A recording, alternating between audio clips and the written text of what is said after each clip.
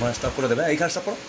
কি জানি কেন কি হলো, আমি এসে বসেছিলাম 1:20 নাগাদ, হঠাৎ এসে আমাকে বলছেন এই কাগজটা সই করে বলেছিল।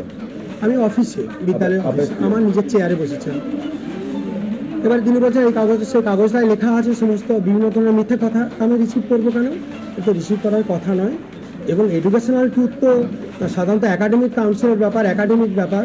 তো সেই বিষয়টা তো এমসি স্তরের বিষয় না, বা এমসিতে আলোচনা, এমসি জোর জবরদস্তি করে তিনি আমাকে একটু গালাগালি দিচ্ছেন।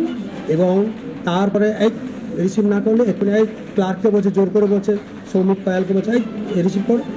এবার সে যখন রিসিভ করতে তাকে জোর করে রিসিভ করিয়েছে, এখানে বসতে দেবো না, চেয়ারটা টেনে ফেলে দাও, এখানে ঢুকতে দেবো না, এখানে বের করে দেবো, এই বলে জোর করে ঘাট ধাক্কা মারতে মারতে হিঁচড়াতে এখানে কানে এরকম ধরনের আঁচড়ি কামড়ে এরকম দিয়েছে, একদম বল প্রয়োগ করেছে, এখানে হাতে ভীষণ ফুলে গেছে।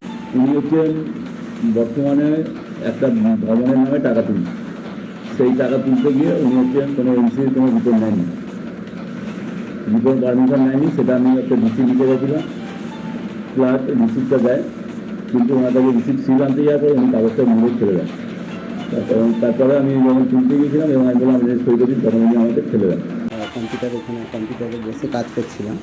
কাজ করতে করতে উনি প্রেসিডেন্ট সাহেব এলেন। প্রেসিডেন্ট এসে স্যারকে কি সিগনেচার করে দিতে বলছেন।